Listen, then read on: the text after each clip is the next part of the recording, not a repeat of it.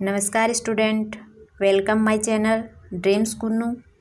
देखिए, एनसीईआरटी की बुक इस चैनल के माध्यम से कवर कर रहे थे। आपकी जो रीट है, जिसका सिलेबस आया है, उसका आधार इस बार एनसीईआरटी 6 to 12 है। और आपकी जो एनसीईआरटी है वो आपका रीट का सिलेबस पूरा कवर करती है। देखिए, आप अगर इनके चैप्टर को उठाकर देखेंगे तो आरबीएससी और एनसीईआरटी में ज़्यादा फ़र्क नहीं है, कुछ शब्दावली का फ़र्क है। आरबीएससी पूरी तरह फैक्ट पे आधारित है, वहीं जो एनसीईआरटी है वो थोड़ी समझ पे आधारित है। घुमा फिरा कर बातें वही हैं, सिलेबस वही है, सिर्फ थोड़ा जो चेंज है वो शब्दों का और समझ का है। इसी क्रम में हम पढ़ रहे थे हिस्ट्री का चैप्टर 2 और पहले चैप्टर के हमने क्वेश्चन आंसर कर लिए थे। अगर आप हमारे चैनल पे नए हैं तो please like, subscribe and share कीजिए। और अगर आपने हमारे वीडियो नहीं देखे हैं तो इसी चैनल पे प्लेलिस्ट बनी हुई है, उसमें जाइए और अपने वीडियो वॉच कीजिए। आप पहले चैप्टर पढ़कर अगर क्वेश्चन आंसर करेंगे तो आपका पूरा चैप्टर क्लियर हो जाएगा। अगर आप किसी कारणवश चैप्टर नहीं पढ़ पा रहे हैं तो आप इन क्वेश्चन आंसर को रट लीजिए, एग्ज़ाम में आपको बहुत फ़ायदा मिलेगा। चलिए बढ़ते हैं अपने क्वेश्चन की ओर। इससे पहले मैं थोड़ा आपको कंसेप्ट क्लियर कर देती हूँ। एनसीईआरटी का चैप्टर 2 है, वो जो मानव है उसके प्रारंभिक जीवन पर आधारित है। और इस चैप्टर के माध्यम से जो कॉन्सेप्ट क्लियर किया गया है वो मनुष्य का जो प्रारंभिक जीवन था उसके विकास को यहाँ पे दिखाया गया है। इसमें जब चैप्टर की शुरुआत होती है तो एक तुषार नाम के लड़के से होती है, जो दिल्ली टू चेन्नई जा रहा होता है। उसके चाचा उसको बताते हैं कि कुछ समय पहले रेल, उसके बाद में बस आई हैं। तो वो सोचने लग जाता है कि करोड़ों हजारों वर्ष पहले लोग कैसे यात्राएं करते थे। पहले इतने साधन तो होते नहीं थे। आज के समय में तो बहुत सारे हर चीज़ के साधन हैं, लेकिन पहले तो ऐसा नहीं था। तो फिर लोग कैसा जीवन जीते थे, कैसे उनके रहन सहन, उनके खान पान, उनकी जीवन शैली, ये सब कुछ कैसा था। तो उसी को इस चैप्टर के माध्यम से हमें बताया गया है।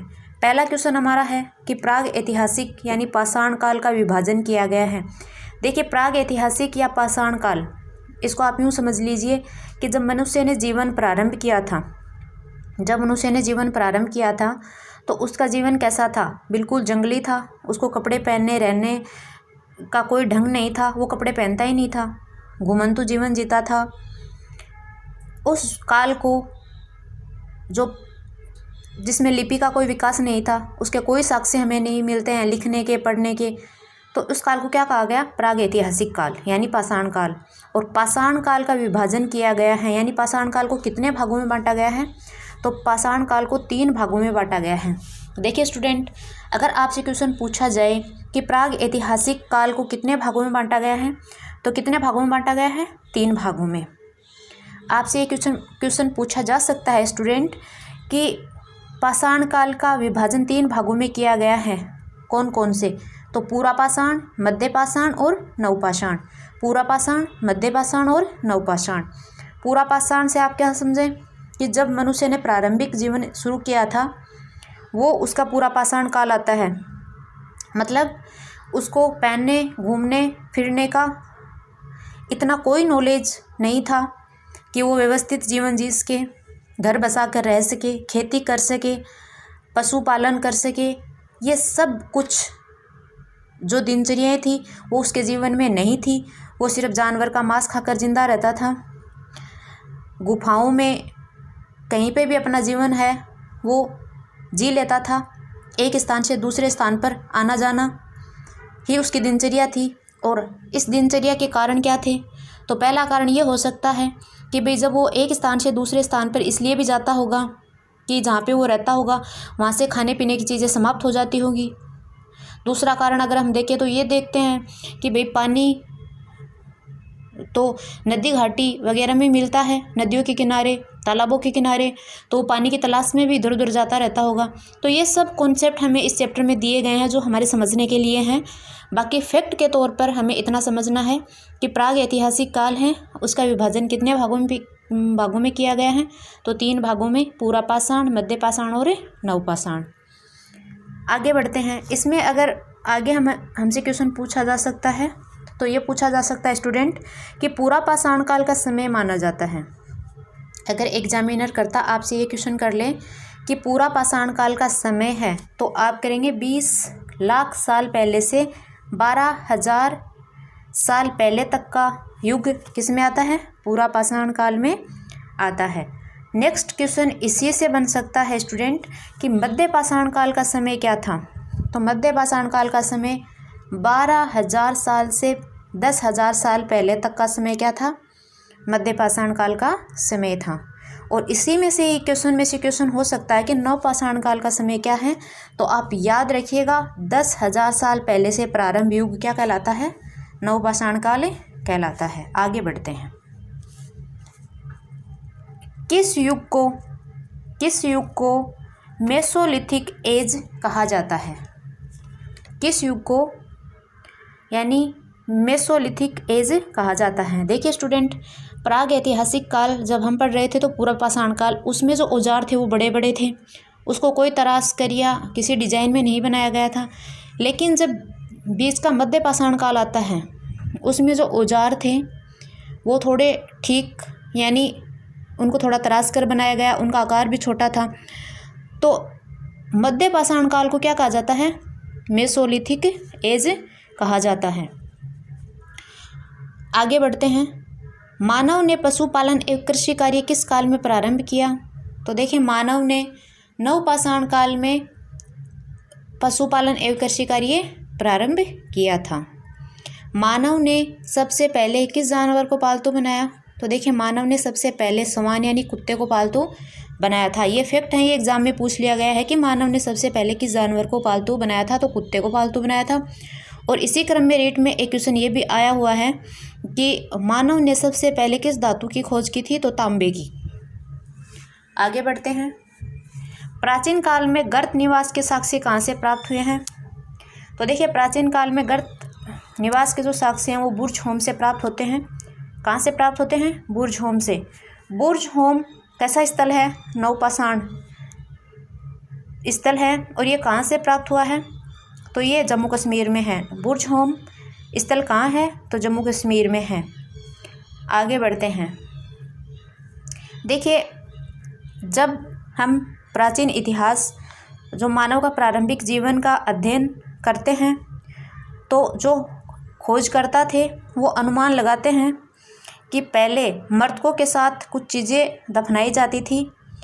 वो मानते हैं कि वो पहले के लोग ऐसा समझते थे कि इनके साथ कुछ रखने से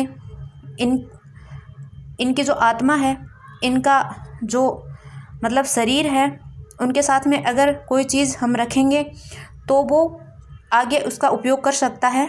तो मर्त एक कब्र है, उसमें मर्त के साथ बकरी को दफनाए जाने के साक्ष्य मिले हैं। तो वो कहाँ से मिले हैं? एक मृतक के साथ बकरी को दफनाया गया है। और इसके साक्ष्य हमें कहाँ से प्राप्त होते हैं? तो स्टूडेंट, इसके साक्ष्य मेहरगढ़ से प्राप्त होते हैं। कहाँ से प्राप्त होते हैं?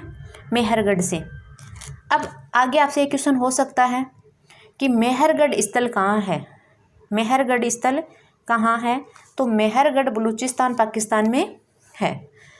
पूरा पाषाण काल के शैल चित्रों का सर्वश्रेष्ठ उदाहरण मिलता है। देखिए, पूरा पाषाण काल के शैल चित्र मिले हैं। इसका अध्ययन आपने बहुत अच्छे से किया होगा। जब हम सिंधु घाटी सभ्यता पढ़ते हैं तो हम देखते हैं कि प्राचीन काल में जब मानव की शुरुआत हुई थी, ये चीज़ें हम सिंधु घाटी सभ्यता से पहले पढ़ते हैं। और यही चीज़ें इस चैप्टर में दी हुई हैं कि जब मानव की शुरुआत हुई थी तो हमें जो साक्ष्य प्राप्त होते हैं खुदाई में, या खोजकर्ताओं ने जो साक्ष्य प्राप्त किए हैं, उनमें ये देखा गया है कि जो ये गुफाएं थी उन पे सेलों पे चित्र बने हुए थे जानवरों के। लिपि अभी तक पढ़ी नहीं गई है, लेकिन जो चित्र बनाए गए थे उनमें जो सबसे अच्छे जो शैल चित्र हैं वो कहाँ से मिले हैं? तो भीमबेटका की गुफाओं से मिले हैं। कहाँ से मिले हैं? भीमबेटका की गुफाओं से मिले हैं। आपसे क्वेश्चन हो सकता है स्टूडेंट कि पूरा पाषाण काल के शैल चित्रों का सर्वश्रेष्ठ उदाहरण कहाँ से मिलता है, तो भीमबेटका की गुफाओं से मिलता है। किस स्थान से मनुष्य के आखेटक खाद्य संग्राहक होने के प्रमाण मिलते हैं, तो भीमबेटका, कुरनूल गुफाएं और हुसंगी, इससे मनुष्य के आखेटक होने के प्रमाण मिलते हैं। राख के साक्ष्य किस पुरापाषाणिक स्थल से मिले हैं, तो राख के साक्ष्य, जब हम चैप्टर पढ़ते हैं तो हमें कॉन्सेप्ट दिया गया है कि मनुष्य पहले राख जलाता था, मतलब गुफाओं में रहता था और गुफाओं के जो दरवाजे हैं उन पे वो आग जलाता था। और आग खोज करता है वो अनुमान लगाते हैं कि वो आग इसलिए जलाता था ताकि वो जंगली पशु जानवरों से अपना क्या कर सके, बचाव कर सके। तो इसी क्रम में राख के साक्ष्य कहाँ से मिले हैं, तो राख के साक्ष्य हैं वो कुरनूल की गुफाओं से मिले हैं। कहाँ से मिले हैं, कुरनूल की गुफाओं से मिले हैं। भीमबेटका की गुफाएं किस राज्य में हैं, भीमबेटका की गुफाएं हैं वो किस राज्य में हैं, तो स्टूडेंट ये मध्य प्रदेश में है। कहाँ पर है, मध्य प्रदेश में है। किस काल के औजारों को माइक्रोलिथिक या लघु पाषाण कहते हैं। देखिए मैंने आपको बताया था कि मध्य पाषाण काल के जो औजार थे वो छोटे और तराश कर बनाए जाने लगे थे, क्योंकि मनुष्य ने वहाँ तक आते आते इतना आविष्कार कर लिया था कि उसमें इतनी समझ आ गई थी कि वो औजारों को है वो व्यवस्थित ढंग से बनाना उसने शुरू कर दिया था। औजार वही पत्थर के, हड्डियों के, लकड़ियों के थे, लेकिन वो थोड़े व्यवस्थित थे। तो किस काल के औजारों को माइक्रोलिथ या लघु पाषाण कहते हैं, तो मध्य पाषाण के औजारों को। कहाँ पर चौकोर या आयताकार घर के अवशेष प्राप्त हुए हैं, जहाँ पर प्रत्येक घर में 4 से ज़्यादा कमरे थे। देखिए ये है मेहरानगढ़।